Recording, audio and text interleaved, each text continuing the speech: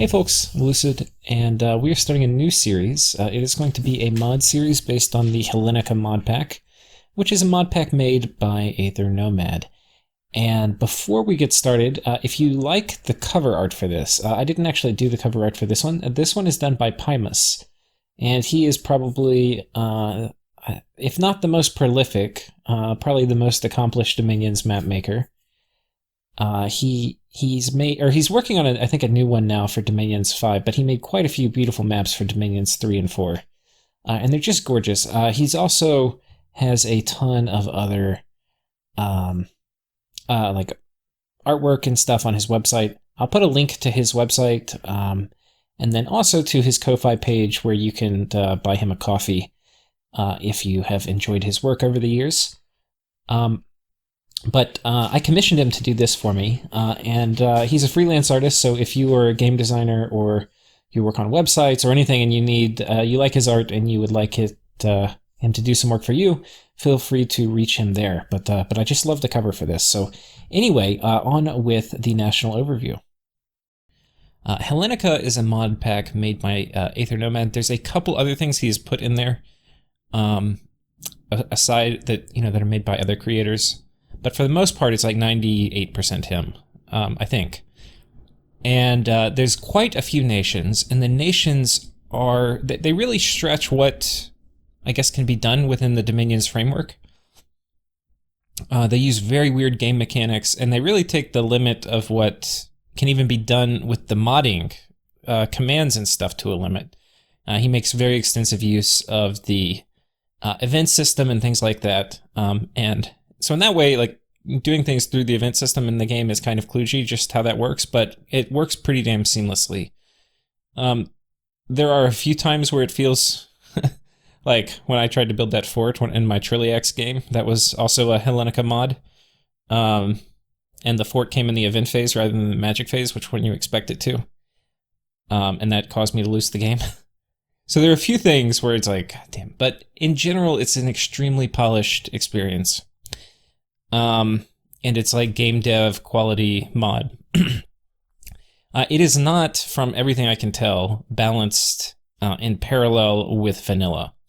But a separate question is it balanced within the mod pack? And for you to understand the mod pack, you have to understand all the nations in it. And there's a ton of nations. So there are completely new nations like U. U is not based off of a vanilla nation. Then there are nations, or like vanilla nations, that have been heavily modified. And I'll just give you some examples. So like Machaca, they get, amongst many other things, one of the things they get in the mod is a spell. It's pretty high in research, but it will make all of your animals sacred when you cast down the battlefield, even if they're not, it'll make them blessed even if they're not sacred. So you can imagine that would have like major implications for Machaca and how you might build them. Pangea gets very specific, and this actually was, I think, in one of the most recent updates that they got this. But if you meet certain requirements, you can get certain kind of hero tier, unique, special, awesome monsters. So it's the player in this will see they name their pretender Ash Ketchum, which is kind of funny. What else? Early Age Airmore. If you cast a certain set of spells, you can slowly devolve into middle-aged Airmore. There's lots of cool stuff, but is it balanced on like the balance level of vanilla? I would say no, definitely not. And the nations are all highly asymmetrical, which means they use very different mechanics. They can scale at very different rates. They can have all sorts of weird shadow economies and things like that. So it was cool. How we got this game started was we basically did a random draft. Everybody got a random draft of which nation they got. And the reason is, rather than having people pick a nation that's super overpowered, and the fact that most of the people, at least in my community, don't really know Hellenika mod terribly well. So if like one person knew there was like a really strong nation and they picked it, and then the rest of us are just floundering around, it wouldn't be terribly fun. And then also it just forces everybody out of their comfort zone into something completely wonky and random. So we did a random roll, and of all the nations, because there's like 30 I could have gotten, I got the funkiest of them all. I got you. Aethernomad, who's the mod creator, is also in this game. Sorry. He's also in this game. He got Calum, which has some pretty interesting mechanics. We'll probably have to look at what they got. There's a couple people in the game who you've seen in my other videos so far too. But without further ado, we'll talk about the nation U, which is the nation I'm playing. It is, and I feel like I understand it now, but this is like after 10 hours of study. It is one of the craziest things I've ever seen. So in terms of lore, it's one of the craziest things I've ever seen. It is a nation of limbs. No complete bodies. We have feet. Or legs, to be fair. They hate being called feet. They are legs. They have small little baby feet. They have small headless one-legged torsos. They have very angry, evil, small one-legged torsos. They have three-legged wheels of speedy death. They have weird eyeball, shoulder eyeball athletes. They have dance on your hands, a kick with your feet, dancers of the foot. They have bags of flesh that spit corrosive bile. They have very large, but very manly, sweaty wrestlers. And they have sweaty wrestlers who have been cajoled into pushing around giant balls. And finally, they have very, very large, very, very angry and scary one-legged torso giant dudes. We'll talk a little bit more about what all the individual units do, but this just gives you a sense for the craziness. This is your best recruit anywhere mage, and it's Earth One Holy One. This is your best cap only mage. It is Earth One Holy 2. So maybe you get a sense now that this is not a nation that is going to play like a normal Dominions nation. It is going to play like anything but that. Now, there's some other interesting things, like our capital starts off with 20,000 population instead of 30,000. So that is kick in the dick number one. Our income is halved, which means no matter what you do, no matter what scales you take, no matter where you run, no matter how hard you cry, you're going to get half your income. Doesn't matter if your dominion is spread, doesn't matter anything. Income divided by 2. So that's kick in the dick number 2. Growth and death are halved in effect. What this means is if you go death scales, it's cheap, so that's a small bonus. But growth scales don't really work very well, which is a big malice, because growth scales are the best scale in the game if you want to have money. It's very hard to be rich. You're more like living in the mud.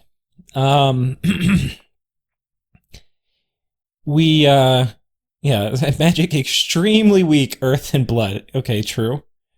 And then the other major mechanic that this nation has is some of their mages, mostly the summoned ones, and there's a ton of summoned ones. They will learn one spell, and they will cast that spell sometimes at the beginning of the battle and sometimes every single turn of the battle, and that's all they'll do. They will often also be like an Earth 1 mage, so they theoretically could do other stuff if you script it, but they tend to just want to cast the thing you get that they're supposed to. The way this is normally done, and we can't... I'll show it to you. Get one of my summoned guys. Like, this is one of those mages. They get... Like, this is a Petrify mage, and all he's going to do is cast Petrify. That's it. That's his whole job in life, is cast Petrify. He also casts Ironbane in the beginning of combat. This is a really good one, but... anyway. So, what are the other things that make this nation kind of special? Well, if we take a look at just your average troop, this is your average troop. They're really cheap, in general, for what you get. So that makes up, like, which they need to be because you're poor as shit. Now, if you look at why why would you make the units cheap and make you poor? Well, part of it is because in general, your troops are going to be worse than Indies. So how can I cajole you into getting your own troops which are worse than Indies? I will make them very cheap. But then how can we keep you from being overpowered because you have really cheap troops? Well, we're going to make you dirt shit poor. And so that is basically what has happened. But if we take a look, this is one of your most basic units. They have kind of shit morale. Some of your units are mindless and have good morale, and some of your bigger units have okay morale, but not great. And you have shit magic resistance. You have typically 0 to 5 protection. More often than not, it's 0. But you basically you never have armor. There's one unit that has a fur. And he's like a commander. It's a very special fur he has. They can be any size, all the way from size 1 to size 6. They typically have above average hit points. They typically have above average strength, though this guy's kind of average. And they tend to have above average attack and defense. But not a tremendous amount. Like if we start to look at some of your slightly better units, like this is attack 14, defense 13, strength 17. And if we look at like your big boys, they end up getting like 14 attack, 12 defense, 21 strength. But you can see we're still not working with great magic resistance. We're below average. So yeah, this is what we are dealing with. Forts also are cheaper. Temples are also cheaper. And labs, unfortunately, remain the same, a very steep price of 500. Labs for us are going to be quite the expense. Priests strong.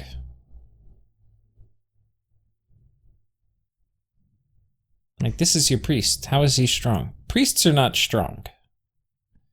You can get, through summons, you can get Holy Threes. But you're probably not going to want a tremendous number of them. Anyway. And they're, yeah. I guess you could say that. If you have at Enchant 4, you can summon a Holy 3. But Enchant 4 is not going to be like a hop, skip, and a jump away for this nation in general. Okay. God, I feel like we've gone through the national overview really fast. It's because I haven't spent a ton of time talking on each unit. So we're going to have to start doing that. So here we go. So the feat. These you can get for 1 gold. They cost 0 upkeep, which is significant, and it's especially important because the feat and the feat wheel, the Triskelios, this is a trampler, by the way. These two are free spawn that you get if you put up a national spell, which you get at Conjuration 0, so you start off with it, called Song of Palm and Foot, costs 60 Earth Gems. It is going to give you free spawn these guys, and free spawn these guys. And why that is interesting is because these guys cost no upkeep, and these guys are actually decent units. These guys, however, are not decent units. They kick for 4 damage. And that is about all they are good for. I saw some memes on the channel about, you have some ways to bless, kind of like I was talking about Machaca, non-sacred troops in this game. And you could potentially take a bless for these guys, and people were joking you could do like a Twist Fate and plus 10 strength bless for them, which would be funny. But then you have something that's like, you take a bless to make these guys maybe as good as a skeleton. You get a fair amount in the free spawn, but not a ton. I mean, you're not going to be running around with like 3,000 or 4,000 of these. Anyway, these are basically garbage. I see these as patrol chaff. But they also, they have 3 hit points. They could take a few shots in, or 1 shot in an army. So you could use them as like lance charge eaters and other things. Or just tie up enemy troops while you have like a few thick boys take somebody out. But anyway, you can get them as free spawn. I think there's an inclination you're probably expected to put the Song of, and I think there's no reason not to, because you also get a super combatant from it, which we'll talk about. Then we have the Lilliputian, and this guy is a little web-carrying elf killer. He's got a stone spear. Size 1, so very high attack density, very high net density. And I would say in general, this guy is meant for killing elves. Anything that's going to rely on defense, these guys are going to harass the shit out of and eventually web them, and when they're webbed, they can't defend. So, also probably pretty good for taking on heavy cav. Though I don't know, because they cost the same price, and I bet you they're the same upkeep, yeah. They're the same price as these guys. So if you're expecting these guys to die, then it's probably better to get these guys, because these guys will probably die with a bit more honor, but they only have 3 hit points. So if they get hit, they're going to die. With the Bless we're going to take, we'll probably end up getting more of those guys. Next, we have the guy we've already talked about. 2 attacks. If you buff up his strength, it gets kind of okay, because he gets, 12 and 14 isn't bad for damage if you're size 2. So that's okay attack density. But as they are right now, versus formed like heavy troops, they're not going to do too much. But they can take a hit. 12 hit points for 3 gold. Pretty solid for just beefing up your line. Next we have, the problem is, okay, but like everything on this nation, like archers are going to murder them. There's a bunch of things, like as you play you and test out expansion, you'll be like, oh, this is easy. But no, this is actually a province that is gonna like murder these guys. They have no armor, so it doesn't matter whether they hit hard, it just matters whether they hit a lot. Because if you have things which hit a lot, you're kind of in some shit. Next we have these guys, the Epiphagoses, and they're kind of special. They are also size 2. They cost twice as much money. They have more hit points. They hit significantly harder. 14, 16, that's a lot more. And they go berserk. And when they go berserk, they hit for 17, 19, which is actually a lot of damage. Actually a lot. And they also, if you have them mixed in with your squads, I think having berserkers, because I think morale is like an average for the whole squad. So I think having a few guys at berserk will actually improve the chances of that squad routing. But yeah, I dig these guys. They're cool. They have some special things that will happen. If you have 5 or more of them in a province, they may get together, eat some of the population, which is bad, but they spawn another baby guy, which is good. So in general, I see that as a bonus. They cause unrest too, so if you probably want to be careful about how many you have, and they also are gluttons, so they can kind of, if you're not careful, you can get too many, and then they can starve your whole army, and then your whole army gets diseased, and then they die. And I've had that happen. But anyway, these guys are pretty good. The strategy we're going to go for in this game, which we'll talk about in the next episode, Pretender design, but it's going to rely on beefy dudes, and mixed in with our beefy dudes, we need some killy dudes. And these guys fit the bill. Oh, also, there's a chance when they're spawning a new baby Epiphagos, they can also spawn the Epiphagos Mage, which is this guy, the Anthropophagos, and this is a Blood Mage, which we'll come back to. Here we have the Trampling size 3 Trampler, extremely fast, combat speed 32. Undisciplined, so these are basically like unguided rockets that just will charge to the back and try to stomp on whatever they can. Pretty high attrition rate, but just devastating to an exposed back line. You know, like if you have your front line tie something up and these things get to the back line and it's a bunch of size 2 shit. Whew. Whew, whew, whew. Then we have these guys, the Skia Pod Athletes. They are size 3 with the 17 damage attack. So if you're dealing with high protection, it'll do better than some of your other stuff. But a very low attack density. They have okay attack and defense. So they're okay. I'm not really sold that these guys are better by much than these guys. I feel like especially once you get Strength of Giants on these guys, because these guys are 3 gold, and these guys are 10 gold. So I could have 3 of the other dudes. Like, I think the chance of one of these 3 getting a good DRN roll is going to be better than this guy, and they can take more hits. Now, this guy's And he's not even that many more HP. He's 18 versus these guys for 12. So I'm not really sold on them. They do have some special traits which are important. They get Sloth Power -1, aka Productivity Power +1. So in Productivity 3, they will be actually they'll be kind of stat monsters. They will be 17 attack, 16 defense, which is pretty fucking good. So I guess if you're fighting in Productivity, these guys would be worth it. Probably. But they're expensive. 10 gold. And I know you're thinking, Lucid, what the fuck are you talking about? You're looking at a 10 gold unit that's going to be 17, 16 for attack and defense stats and saying that's expensive? Let me just say, you do not know the ways of you yet. Okay? This is expensive for you. Then we have the Dancer of the Foot. Now this guy is pretty badass. Doesn't care about scales, so you can trash productivity if you want to. 15, 16 defense.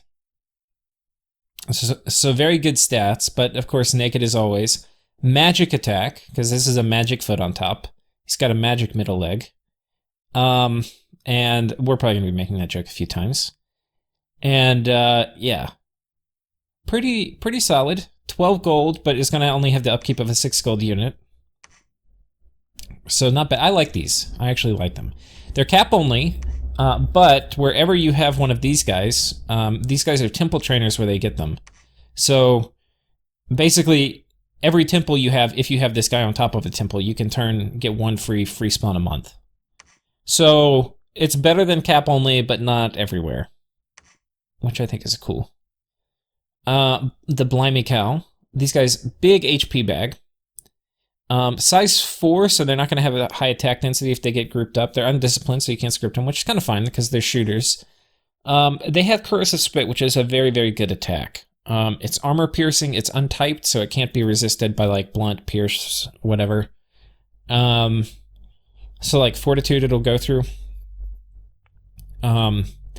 And 8 ammunition, range of strength. It gets strength added, so it's actually pretty big if you get strength of giants on them. And then it's also got corrosive spit, and it's armor piercing. So pretty good, pretty good. If you're fighting like some elite dudes, this will be good to have mixed in. You can recruit these in any cave, and you can summon them in caves with spells. Importantly, they also have no upkeep, even though they cost money. There's no tag for it, it's just something you know, if you read through the mod inspector. And it's kind of indicated down here. In times of peace, oh yeah, they make strange slimy translucent milk, which is often consumed by Skia pods. Which, oh, I guess that's the supply bonus.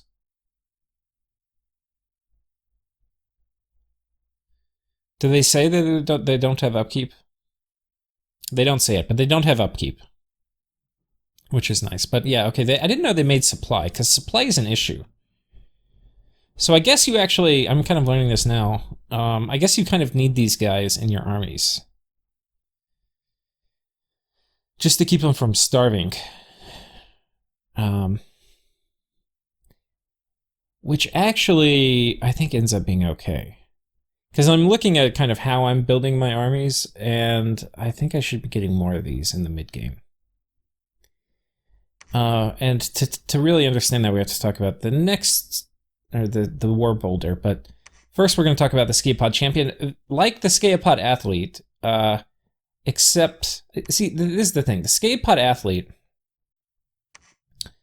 this guy, okay, let's look at stats. When in productivity, it'll be 17. So he's size 3. You're only going to have one per, you're going to have 2 per tile, but it's, anyway, 17, 16. And he's going to be doing 117 damage attack, and his upkeep is going to be 8 per year. But you look at these guys, the champions, you're going to have 16 per year, but you're getting more than twice the attacks, because these are harder hitting. You're getting way more than twice the HP.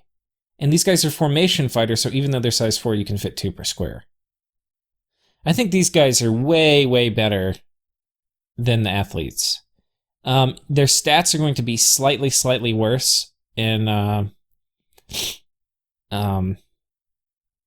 in productivity. They're going to be 17-15 rather than 17-16. Or were they 16-17? Yeah, they have one worse defense, okay? One worse defense, but they have a huge bag of HP. So, I like these guys. I probably should get more of them. They're recruitment limited. You can only get 3 per month. And I don't think they're cap only, but I could be wrong. I don't really get a lot of them. Thing is, I don't really have enough money, and these guys are going to hit you on the upkeep. But I think you could make the strong argument for having like 4, like maybe 6 of these guys in a big army. Because they're just going to go to Pound Town. Like, having two of these guys in the same square is going to just unleash a world of hurt on somebody. And, you know, while we're on the topic of unleashing worlds of hurt, let's go ahead and skip the War Boulder and let's talk about the Gavagai. So this guy's much more expensive, okay? The other guy was 20 gold. So you can imagine for 40 gold, you have 2 of these guys per square, or you can have 1 of these guys per square.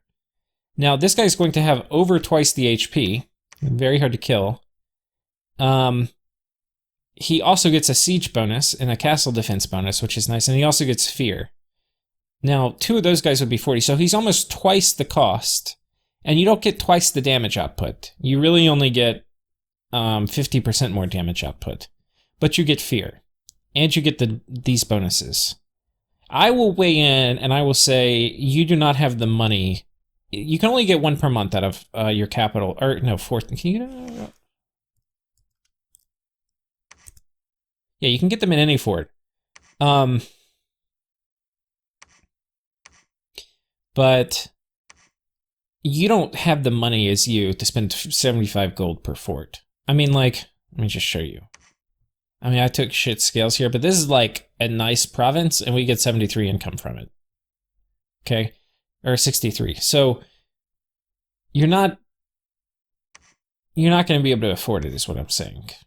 Like, this would be nice if you were super fucking rich, but you're not. These guys also have a troll bonus, which is kind of cool. And importantly, these guys have a big brother, the Gavagai Chieftain, and these guys are really good. These guys are worth it because you can put items on them and they evolve. But these guys, it's just too much upkeep. You will literally wreck your economy getting them. But in a pinch, you have the money, maybe you got a good event, you're about to go to war, you really need to turn that money into power. These guys are an option, and having, I think you want a couple Gavagai Chieftains in the front lines, but I don't think you want these guys. And mostly it's to get them to evolve. And I mean, they're very good units. They're soft, so you don't want them alone. If they get surrounded, they'll get killed. But they're going to unleash a lot of hurt. I think these guys are like that, the right balance of killiness in your front line versus being exorbitantly expensive. And you don't want these to make up a ton of your army. You would rather, these are really only for killing hard to kill things. Most things you'd rather kill with other stuff. But then, and alas, we get to the War Boulder, which is going to be probably the centerpiece of our strategy. These guys cost 100 resources, so a huge amount of resources. They have 40 hit points, which is a lot. They're basically the same price as the Wrestler, but they're 5 gold more. They have a siege and castle defense bonus, which is huge. The siege defense bonus of 25 is ridiculous. It means these guys are going to siege for 30. And so you don't normally see like a stack of 10 units rolling up and you're like, oh shit, I have to worry about my fort being 1 turn popped. You see 10 of these guys rolling up, that's 300 siege strength, okay? Like they're going to 1 turn, like especially if there's an army behind them, they're going to 1 turn pop like a high level, a reasonably high level fort. So this is a very big bonus. A 25 gold unit with 25 siege strength is huge. They're tramplers. They're size 4 tramplers, which is good against a lot of things. Like elves will end up succumbing to tramplers a lot of times. If things are bigger than size 4, they're going to smack the shit out of them with their boulder. It's going to do 25 damage. Not super high attack though, but they're bad formation fighters, so nobody else is going to climb into the square with them. And what else? Siege bonus, castle defense bonus. Dark Vision. Oh, they have very good Affliction resistance too, which is nice. Especially for our little strategy. Cannot pass rivers, because they can't get the rock out of the river once they put it in. One of the other common traits that's on a lot of our units, almost all of them, is susceptible to cold. So we want to keep cold out of our lands at all times, and we want to be very cautious about invading other people in the cold. Cold is bad.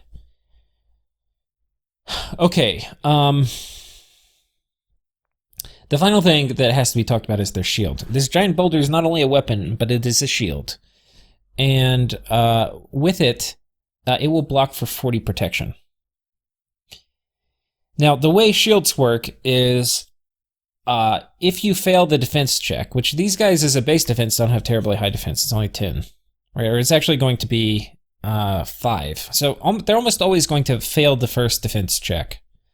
But after that, when you add to it the parry, the shield parry value, you get a total of 22. So if their attack roll isn't over 22, and you'll have to factor in harass stuff too, then it's going to hit the shield. And if it hits the shield, it is as if I have 40 protection. Well, it'll be like 40 plus 3, so it'll be like 41 or 42 protection. So I think that can go past the 40 threshold. I think it's only this protection score that can't go past 40. But anyway, yeah, so most of the time, and if these guys get surrounded, they'll get cut to pieces because they don't have very high protection. If they get surrounded, their defense penalty will quickly drop, and a lot of the hits will start landing on their fleshy body. But so long as you can make a line of these guys or protect their flanks, they tend to not get hit at all. And instead, they trample people. Now, one of the other problems, though, is they have pretty high encumbrance. Pushing this boulder around ain't easy. So they tend to kind of blow up 5 or 6 tiles worth of units and then die. Not die, but like fatigue out. The other problem when they fatigue out is when they fatigue out, their stats get punished. And then this great shield stops working because the shield relies on them having high defense, which when they're at 100 fatigue doesn't work anymore. So anyway, all important for these guys. They're like really good until they suck. God, it kind of makes me think maybe I should do more of these guys. Because these guys are beefy. Well, doesn't matter. I've already picked I'd have to rechange my scales. We've already picked our build. We're going for these. So we've talked about these. For the commanders, we have a scout. We have these guys who importantly have 120 magic leadership, and they also free spawn feet. But they only get like probably like 1.5 feet a turn. And the feet aren't very good. And if you factor in how much these guys' upkeep are, it's about, not quite, but it's about as if you took what you were paying these guys in upkeep and you turned it into feet. But that would assume it's worth spending 1 gold on feet, and a lot of time it's not. But if you do the free spawn spell I was talking about at the beginning of the video, then you're going to have a lot of feet, and feet are magic beings, so you need magic leaders to lead your feet around, and that's what you'll be getting these guys for. Next, we have the Skia Pod Chieftains. They are berserkers, which means you can potentially use them in certain thugging situations. Like some basic gear, they go berserk. They're going to hit like a motherfucking freight train, especially if you put like certain weapons on them. So having them mixed into an army can be pretty good. Especially if you've got like weird things you need to be berserk for, like repel. Next, we've got the Anthropophaga, or whatever you say. These are basically blood hunters. They eat 10 population a turn. Fuck. But we don't care as much about this because our population's pretty fucking lazy. They don't really pay taxes. So fuck them. Let them be eaten. And then they cause unrest. Now, because they're also berserk. Now, because this is our first mage we're really talking about, all of our mages, except maybe one, gets forge bonus minus... does this guy get a forge bonus -1? Yeah, he does. All our mages get forge bonus -1. What does this mean? It means like you have a hammer, except the opposite. So things that cost 5 gems are going to cost 4. Are going to cost 6. Now you can put the flint on, and if you have the flint, then it's not going to cost that much. I'm sorry, the flint. this is a national item you can build. It is basically a hammer, but weaker. And you can get it, I think, yeah, you get it at the start. And it only costs 1 earth gem. So you make this, and it fixes this little fact. But you have to waste a mage turn. It's not a big deal. And it's actually, I think only certain people can use it.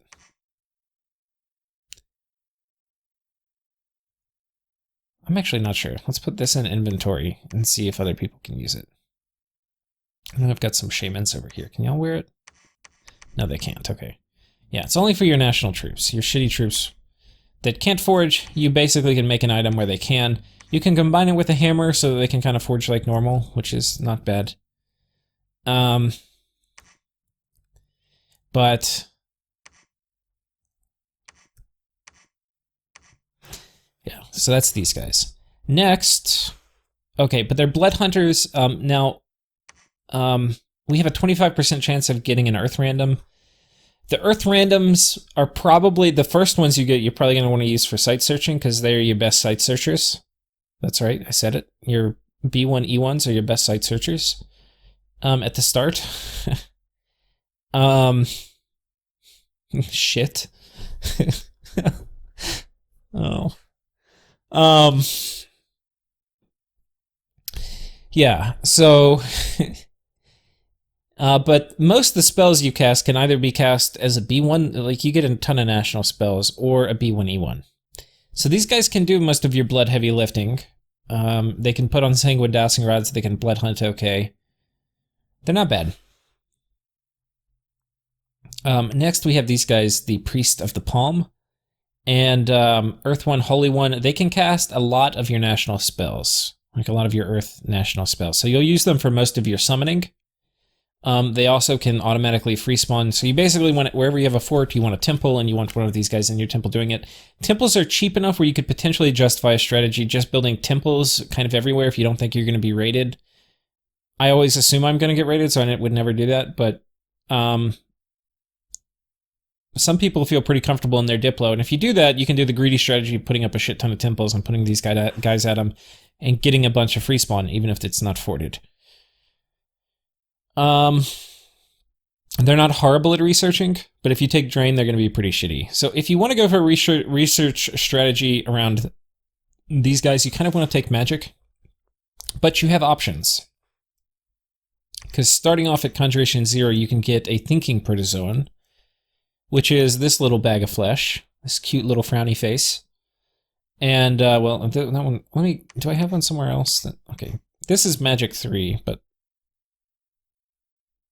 whatever, and I have research items on most of these guys. I was actually testing this nation out in single player, which I didn't mention this at the beginning of the video. I have recorded this national overview 3 times now. The first time because I wasn't happy with the quality. Like, I don't think I understood the nation well enough.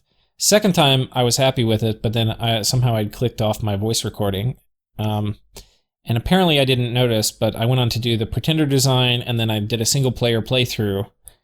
And my mic was not muted, but I had like somehow disselected the mic from my my recording software, so it was just me clicking around on the screen for 5 hours. So I'm coming back and redoing it.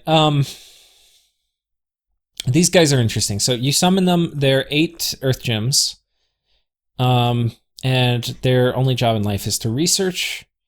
They, I guess they're innate caster. That's could be worse. Forge bonus -6, so don't forge shit with them. Master Ritualist -1, they can't be used to cast ritual spells. You could use them in combat, you know, you have them patrol if you're getting attacked in your cap, and they could potentially summon Earth Power and then do some semi-useful things. But what is, and you don't see it here in the description, but it's written into the mechanics, and it's mentioned in the description. But they are productivity researchers. So in productivity, it's like the sloth researcher for Theridos, I think, or philosophers or whatever. And I could be wrong about the nation or the unit, but anyway, they're sloth researchers. These guys are the opposite. They research better in productivity. So we have several units who benefit from productivity scales in combat, and then this guy benefits from productivity scales for research. But the thing is, you're going to need your scales to be trashed, is this nation, in my opinion. One way or another, you're probably going to end up trashing your scales, mostly. So, it's going to be hard, I think, though you potentially could get productivity and magic. Thing is, if you trash magic, these guys are going to be kind of garbage researchers. There's one workaround to that, and we'll talk about it probably in the game. I don't know if we'll get to it in this, but okay, we've covered most of the units. We got 2 more to talk about. One is this guy, who's the Gavagai Chieftain. He's a big badass. He hurts a lot. He has fear. 105 HP guy. 1 capital recruitment point. Now, our capital is a palisades when you start, so you can only get 1 of them a turn. There's a way, and it's through this guy, that you can upgrade it to a normal fort, but it's a little bit tricky. Now, yeah, he gets the siege and defense bonuses. He has affliction resistance a little bit, and he promotes when he gets to 70 experience. What he promotes to is important. He promotes to this idiot. Oh my god, take a snake stick off him. So now he is a mage when he promotes. He gets 120 hit points rather than 105. So significant hit point upgrade. He gets, he's going to have the experience star, so you can see his attack and defense are actually pretty rockin'. He becomes sacred, so if you had a good bless, he can now bless himself. He gets earth, so he can do all the earth self buffs like Iron Skin, Temper Flesh, which is huge on a guy this gnarly. Iron Will. There's a lot of Earth 1 super combatant buffs. And then he's Holy 2, so he can do Holy Avenger and things like that. What else? He has Mason, so he can now normally we can only build palisades, but if he is the one doing the building, he can go and upgrade your building so you can do normal forts, which you absolutely want to do, because your forts are cheap and your upgrades are cheap. What's expensive are labs. So if we look at the total cost of building a new fort, the total cost is 300 for the fort, 200 for the temple, so 500 total for your first fort and temple, and then 500 for the lab. So the lab is half of the initial investment. And if we look at how much does it cost to upgrade a fort, I don't know if I have a guy at one I can show you. It's like 225. So it's 1,000 total to get your first fort, which is going to give you 1 commander point. And your first forts suck. They're 100 wall strength. But if you upgrade them, you get 500 wall strength. You get twice the amount of commander recruitment, and you get better admin bonus. 30 versus probably 15, yeah. Which, that's not a huge deal because you're going to be poor shit anyway, but it is a cream on top, so you definitely want to upgrade your forts. So that is that. Yeah, they're pretty worth upgrading. The trick is they don't have much protection, so they can die easily. If you give them chest armor, they're much less likely to die. So that's a good idea. Next, we have the Satrap, and these guys are your big, extremely slow to recruit. If you have a Palisades, these guys will take you 4, yes, literally 4 fort turns to make, okay? So, a lot. They are Holy 2. And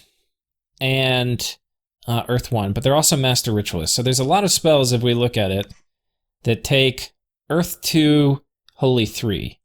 That means you have to use a Satrap, basically. These guys also cast Fanaticism at the start of combat, which is kind of good, because we have morale issues on this nation. So that's nice. They also have Farcaster 2, so they can go a long way.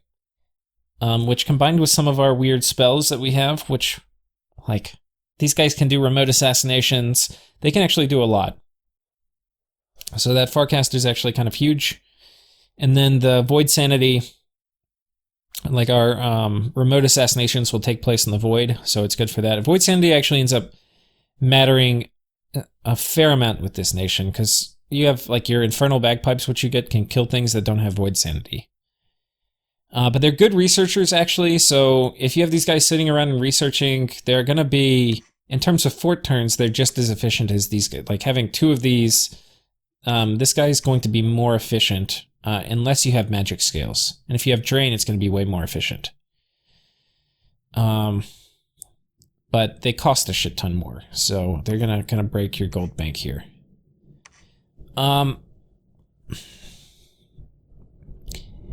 But yeah, these guys can also do army magic phase movement with enchantment right here. So this is like fairy trod, but it's between caves, not forests. And basically you can, even if you, like your capital, is not in a cave, you can go from there to any cave. And then from any cave, you can return to any cave. So this one, Guts of You, is a cave-to-cave movement. And Guts from You is a U to cave movement.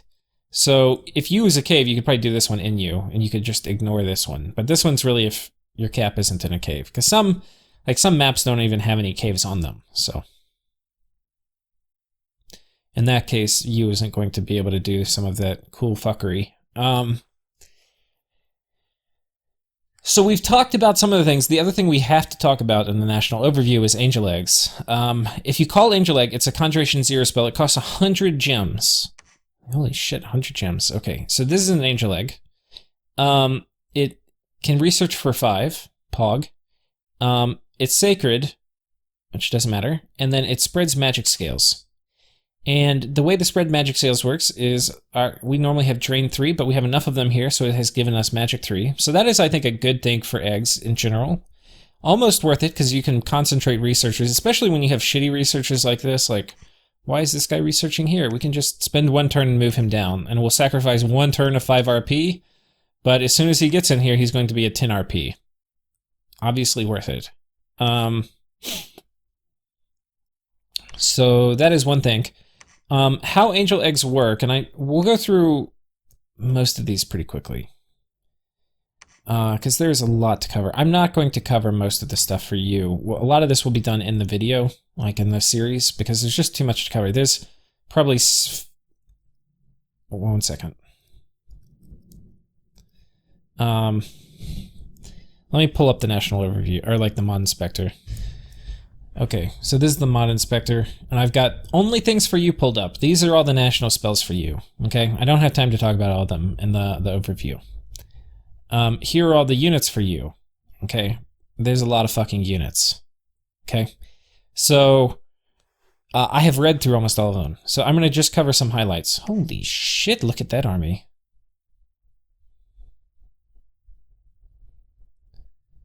Fucking yikes. I think we can kill it though, but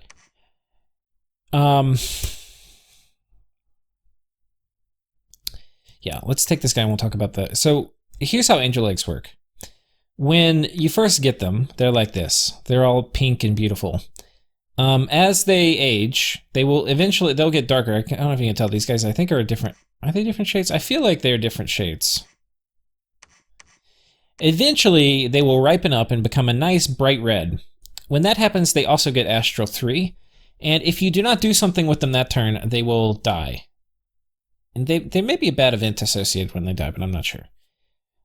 So you basically have 1 turn when they're bright red and Astral 3 where they can do something, and I will just show you what the options are. The one that you're going to be doing a lot is Syzygy of Rebirth. And what this is going to do is it's going to restart the Angel Egg life cycle. So whatever province the Angel Egg is in, you will get a new Angel Egg.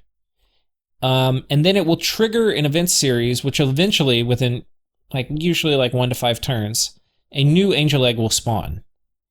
Now the way that kind of works is it's like a % chance per province, so the more provinces you have, the more likely it's going to happen. But then you're going to have an Angel Egg stuck somewhere out in the open, which I don't really have right now.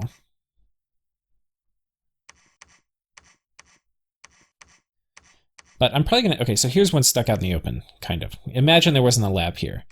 Problem is this guy can't move. And the other problem is if he gets to the end of his life cycle, he needs to be able to cast the Ritual of Rebirth to continue. But if there's no lab here, and there is a lab, but in general, if it spawns somewhere without a lab, you're gonna be fucked, because this guy can't get, he can't continue his life cycle, and then this thing, which is kind of worth 100 Earth Gems, are just gonna vanish. So there's a whole angel egg economy to how you duplicate these guys, and it's a bit tricky. The way you do it is one of the guys, so one of the ways you can do it is you cough up 500 gold and you build a lab, because these guys can actually build labs. So you build a lab for 500 gold, and then these guys, and this is how you're going to have to do probably your second angel egg, unless you're very lucky. So yeah, you're going to have to cough up 500 gold, build a lab, and by the time you've done that, you might as well put a fort in that province too, because 500 gold, you're halfway there to the total cost of a fort. Yeah, anyway.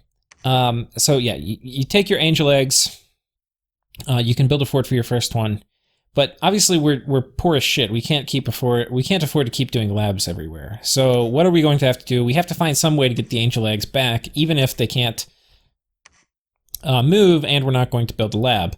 Well, the way to do that is with this item. The way you get this item is you cast this one, the Syzygy of Origination, and this gives you the Ion Focus. And the Ion Focus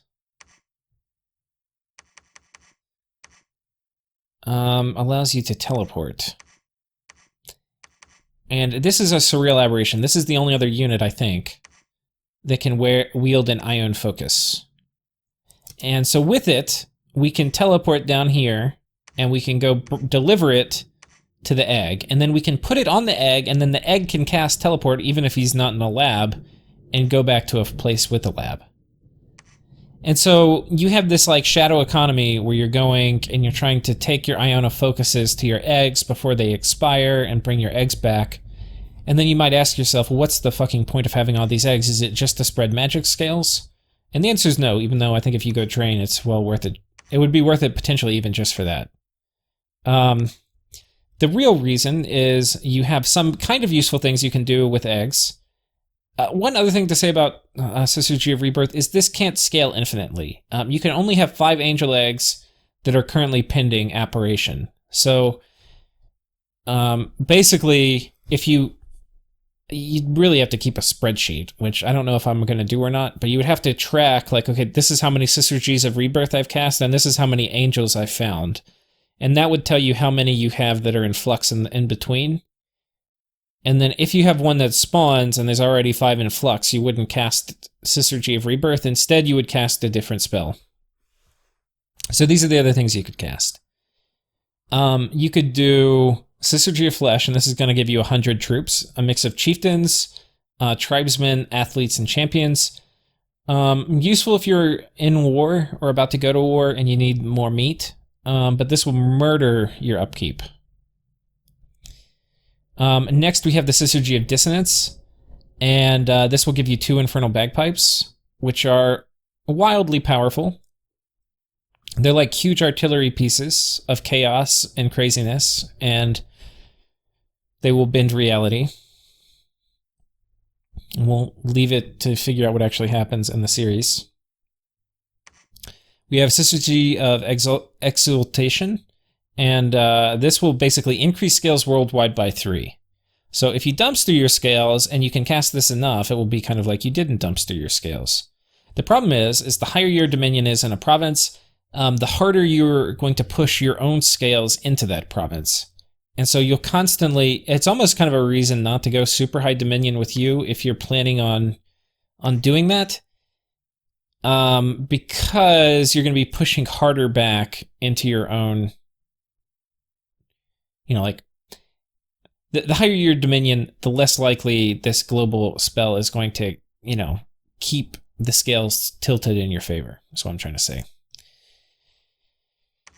So, that's this one. The other option, and this one is probably worse for diplomacy, but the other thing, too, is you have to do, like, for this one, you'd have to make an assessment, because this is also going to benefit all the other Hellblessed nations or the people who've screwed their scales over. So if one of the big superpowers is like a blood nation that's messed up all their scales or something like that, you want to be pretty careful about doing this. But in that case, you would also want to be a little careful about doing the second one, which is going to just dumpster everybody else's scales. So it's a global event that reduces everybody's scales everywhere by 3. You have pretty good national heroes, so if you take Misfortune, it could make sense to do this for a while until you get, some of the national heroes you wanted. And then you're, of course, going to make more money and have some good events and other things in the meanwhile, too. And then next, we have the Syzygy of Ubiquity. And this is basically, it turns your egg into a nuke. You can teleport it into a province, and it will cast Astral Tempest. And if you have a big bag of mindless stuff out in front of it, it will potentially stay alive long enough that that it will kill everything in the enemy army. So kind of cool stuff you can do, but the coolest stuff, and we're not going to talk about all of it, I don't think, is going to be stuff that you research. Once you get to level 9 in almost any of the paths except for Blood, you will get these exact same spells. These are at 9 for almost every path. And, okay, we will talk about it. This one will give you an Immortal Super Combatant. This one will give you a Tartarian that's pre-commanderized. This one will give you oh, yeah, God. This one will make everybody hate you. It's going to cause great unrest, disease 10% of troops and commanders, give insanity, and then 10% of the population dies. And if you have a good angel egg economy, you could, over the course of a year, decimate the world population. Yeah. Yeah, you could really mess up the world population. But I don't even think you would. I mean, you could. First of all, it's not terribly fun to do that. Second of all, like, you're a blood, you could potentially be a blood economy. You also are kind of a free spawn nation, so free spawn, like true free spawn nations benefit from literally the population being wiped. Blood economies like it when income is wiped, so things like Utterdark, which don't affect population but just affect income. But things that affect population actually are a way to deal with, like, that blood powers don't like it. So if you're high into blood, you probably don't want to do it.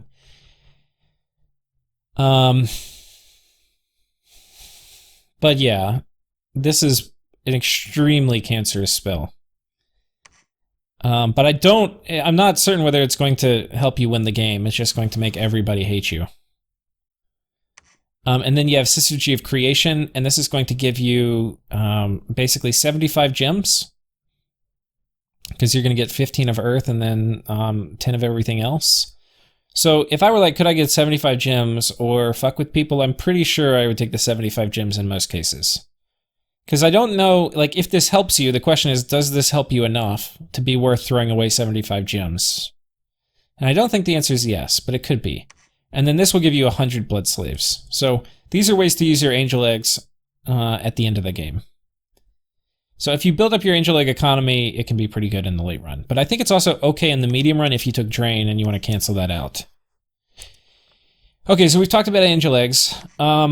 The other final thing we have to talk about is your summons. And for this, we're going to have to go to the Mod Inspector. But I'm going to show you... Most of them are all Earth. There's a few other categories, but what you'll see is a pattern that's going to repeat itself, which is you have usually about 4 summons that you get level 4 for a path. You have about 3 that you'll get 6, and then you have 1 to 2 that you'll get at 8. So like that was Alteration, right? And then we'll look at Evocation. You see the same thing. We'll look at Enchantment. You see a very similar thing. Here you get 2 at the end. And then you look at like Thaumaturgy. You'll see a very similar thing. We get 3 here instead of, and then we get 1. So pretty similar pattern repeating itself. These are not the same spells. They're very different spells. And what they do is they're going to give you very different summons. So We'll pull up. I'll pull up. I know what some of the good ones are, so I'm going to go ahead and pull those up. We're not going to do like a random sampling. One of them is this one, the Diviner. And this you get at Alt 4, which is going to auto-cast Solar Eclipse every battle. So if you're fighting people without Dark Vision, this is very, very good. Next good one would be like the Beholder, which you get at Alt 6, which is really good. And he's going to do Darkness at the beginning of battle, and he's going to spam Drain Life, both of which are very good. This is probably, it's pretty expensive. It's also one of the more expensive guys, but probably one of the better units you can get. For like Enchantment, we get this guy who's going to spam Strength of Giants, which is pretty useful. We get the Mindsmith, who's going to spam, or who's going to cast Anti-Magic at the start of combat. I don't know if he does anything after that. Yeah, I don't think so. Just casts Anti-Magic, then he's an Earth 1 Mage. So, yeah. Actually, I was just thinking, kind of a cool thing we can do with him. What else? There's a bunch of cool stuff. The other thing that's important is one of your units, you can also get a Pretender God that does this, but the Enchantment Harbinger, there's a few Mew Atlases. So these guys are like your best summons, kind of. And they're very expensive, 85 gems. So they're kind of like a global going up. Oh, this links me to the wrong one. 1 second. For some reason, the Mod Inspector links you to the wrong Mew Atlas for that spell. This is the one you get in Enchant 5. And basically, it has this spell, Echoes of Mew, which is going to bless the entire battlefield, even if they're not sacred. And so that can turn all your free spawn into like some sort of craziness. But you have to get to Enchant 8, and you have, what I have seen anyway, is a not terribly hurried research economy. So you're not going to be, I don't think, winning any research awards, though I've heard it is possible. I'm very skeptical. And if you do put like all your Earth gems into thinking protozoans, then you're doing that at the sacrifice. Like, you need your Earth gems for other things. So there's a huge trade-off in terms of power if you put all your Earth gems into that. But these guys can do, there's a bunch of different varieties, and this will give you a sense of some of the late game power that you can come into. Is this guy autocasts Army of Lead and Gaia's Blessing at the start of combat. This is the Alt-8 version. So maybe now you were thinking, okay, this worthless nation with sacks of flesh, how is it going to be any good? Well, what happens when you can auto-bless your province defense plus all of your worthless sacks of flesh, and you have darkness coming down, and you have Army of Lead and Gaia's Blessing, and, right? So it's pretty cool. It's pretty cool. I don't know how we're going to do, because there's a lot of the other nations have crazy mechanics somewhat like this. Like, you know, like I said, Machaka can bless all their animals and things like that. So there's going to be a bunch of craziness going on. But I think that gives you a flavor, a taste of the insanity that awaits us in this series. So I hope you're stoked. I'm stoked. We just had our first turn. We're waiting on one more person, so as soon as I'm done recording, I'm going to go check and see if they finished. But I will see you guys in the next episode, which will be Pretender Overview.